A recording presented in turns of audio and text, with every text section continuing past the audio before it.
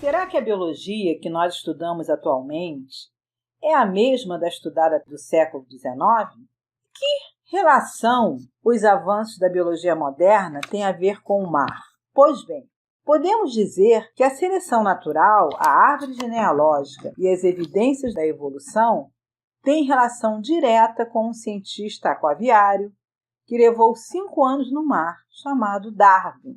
Bom, Darwin, desde a sua infância, era um colecionador e observador dos seres vivos. Na época, durante a sua tenra idade, colecionava besouros e anotava suas observações.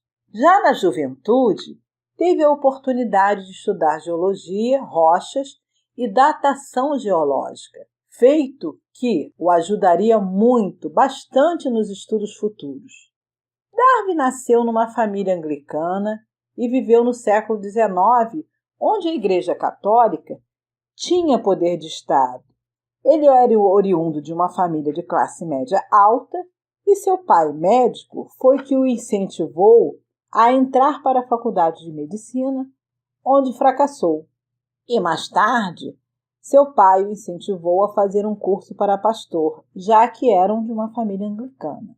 Mas o fracasso de Darwin na medicina foi em razão dos métodos utilizados na época durante as cirurgias, que eram feitas sem anestesias, quando ele então desiste dessa carreira de médico. Entra para uma escola de pastores, recebe um convite de um zoólogo para participar de uma expedição nos mares do mundo, num navio chamado Beagle. Darwin vive 5 anos durante sua vida catalogando e fazendo anotações sobre espécimes de seres vivos coletados ao redor do mundo. Ele também esteve no Rio de Janeiro, em Salvador, na Bahia e na Amazônia.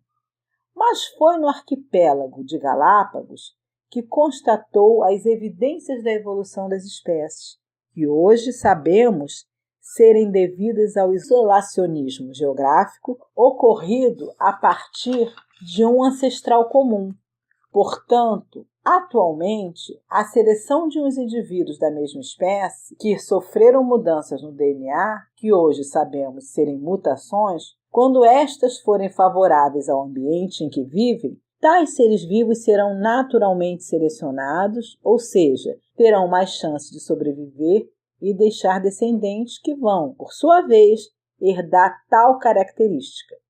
Mas, naquela época, Darwin nada sabia sobre genética, DNA ou mutação. E essa viagem feita por Darwin, ou seja, durante os 5 anos no mar, Darwin coletou espécimes de seres vivos, fez anotações que resultaram no esboço da primeira árvore genealógica, propondo a existência de um ancestral comum mais simples a todos os seres vivos.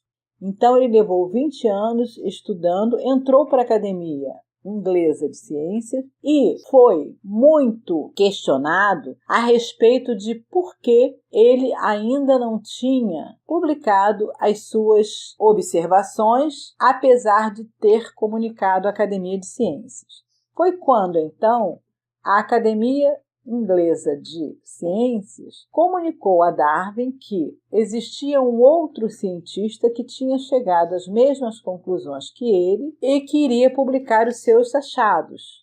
Foi quando Darwin entrou em contato com esse outro cientista e resolveram fazer a publicação ambos, ou seja, ele fez a publicação junto com outro cientista. Porém, dias mais tarde, ele resolveu publicar um livro chamado A Origem das Espécies, que até hoje é o livro que orienta todo o resto dos estudos de biologia, porque explica como a genética, tempos depois descoberta, interfere na seleção natural, devido às mutações e na origem de novas espécies devido ao isolacionismo geográfico e às mutações sofridas ao longo de milhares de anos. E também coloca a árvore genealógica como um centro de estudo de todos os seres vivos, dos mais simples aos mais complexos. E por que Darwin demorou tanto tempo a publicar? Ele demorou tanto tempo porque ele era de uma família anglicana, protestante, e, na época, a Igreja Católica tinha o poder de Estado e dizia o quê? Que o homem era um ser superior, porque ele era a semelhança de Deus, e todos os outros seres vivos eram inferiores. E Darwin quebra esse paradigma, dizendo que o homem é um animal como todos os outros seres vivos.